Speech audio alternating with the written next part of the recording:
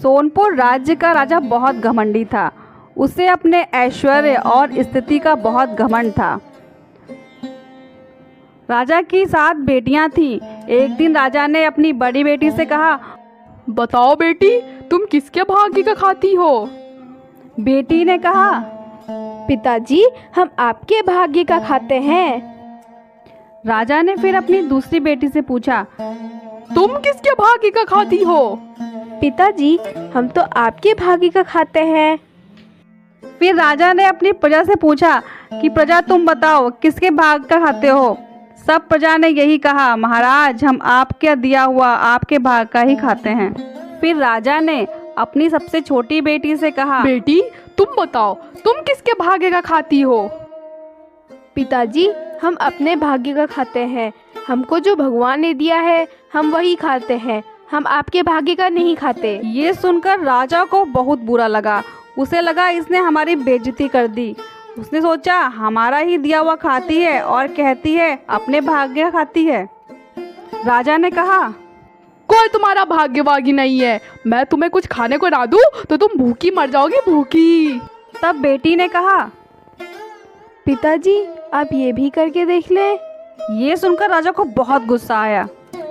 राजा ने अपनी 6 बेटियों का विवाह अच्छे राजाओं के घर किया, अच्छे राजकुमारों के साथ किया जो खानदानी थे।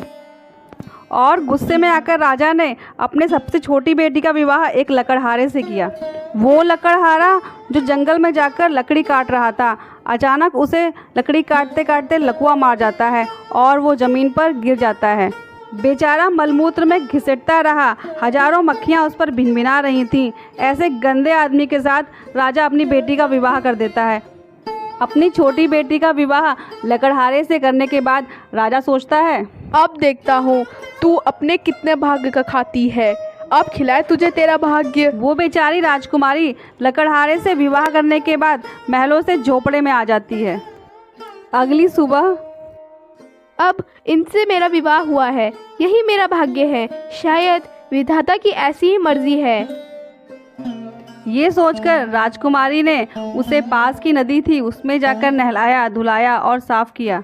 अपने पति को नहलाते नहलाते राजकुमारी सोचती है, जो मेरे भाग्य में था वो मुझे मिला, लेकिन मेरा पति तो ठीक से चल भी नहीं पाता है। मैं उसे भोजन कहाँ से कराऊं? हे भगवान, अब मैं क्या करूं? मेरे पास तो पैसे भी नहीं है।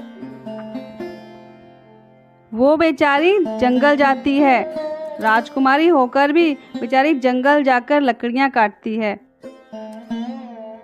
लकड़ियाँ ले जाकर शहर में बेचती है और जो पैसा मिलता है लकड़ियों को बेचकर उससे बेचारी अपने पति के लिए दवाई लाती है और वो अनाज लाती है, खाना बनाती है और फिर वो खाना बनाकर अपने बीमार पति को खिलाकर दवाई भी खिलाती है। उसके घर के पास एक बड़ा सा पेड़ था जिसके नीचे नाग नागिन का एक जोड़ा रहा करता था।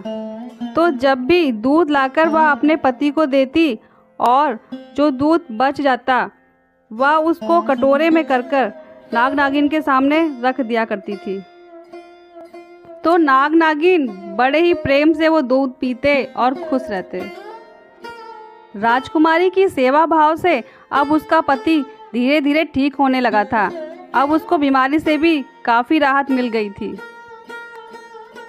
एक दिन नाग ने सोचा कि ये मेरी इतनी सेवा करती है, इसमें इतनी परोपकार की भावना है, यदि इसे धन मिल जाए तो ये तो बहुत ही परोपकार करेगी। और रात को सांप ने उसे स्वप्न देते हुए कहा, हे सुनो, जहाँ हम लोग रहते हैं वहाँ बहुत बड़ा खजाना गड़ा है, तुम उसे खोद लेना। सुबह उठकर राजकुमारी ने खजाना खोदना शुरू किया और उसे सच्ची का खजाना मिल गया जिसमें बहुत सारे हीरे, जवाहरात, सोना, चांदी सब था। खजाना पाकर राजकुमारी बहुत खुश हो गई। अब तो वो लखपति हो गई थी। उसने एक बहुत बड़ा सा महल बनवाया। उसने एक बढ़िया नगर बसाया जिसमें खूब ठाट बाट था। उसका पति जो कि लकड़हारा था वो एकदम स्वस्थ हो गया और राज सिंहासन पर बैठने लगा। वो दोनों राजा रानी हो गए। उसके पास ज़रूरत से ज़्यादा धन हो गया। पर उसने परोपकार नहीं छोड़ा। एक दिन वह गरीबों को भोजन खिला रही थी, तभी उसने देखा कि गरीबों की लाइन में उसका बाप भी लगा हुआ है। उसने पहचान लिया, पिताजी को बुलाकर बोली, अरे पिताजी, आप और यहाँ इस हालत में? पिताजी सन्न रह गए और बोले, कौन हो आप? अरे पिताजी, मैं आपकी छोटी बेटी। आपको याद नहीं कि आपने मेरा विवाह एक लकड़हारे से किया था? हाँ हाँ, पर तेरे ये ठाट वाट कैसे? पिताजी, आप पहले ये बताइए कि आपकी दुर्गति कैसे हो गई?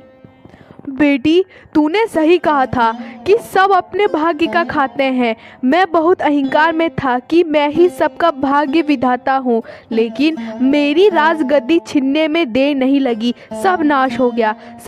सारी बेटियां जिन्होंने ये कहा था कि वो पिता के भाग्य का खाते हैं, आज पिता ही अपने आप को नहीं खिला पा रहा है। आज तो बेटी तू खिला रही है मुझे। पिताजी, मैंने आपसे कहा था ना कि सब लोग अपने अपने भाग्य का खाते हैं। बेटी, मुझे माफ कर दे बेटी, मुझसे बहुत बड़ी गलती हो गई बेटी, माफ कर दे। नहीं नहीं पिताजी, माफी ना मांगिए, चलिए महल चलिए। और फिर वह राजकुमारी अपने पिता को अपने साथ महल ले जाती है और सेवा सत्कार करती है। दोस्तों, आपको हमारी ये कहानी कैसी लगी हमें कमेंट करके ज़रूर बताइएगा और इस तरह की कहानी देखने के लिए हमारे चैनल को सब्सक्राइब करें। धन्यवाद।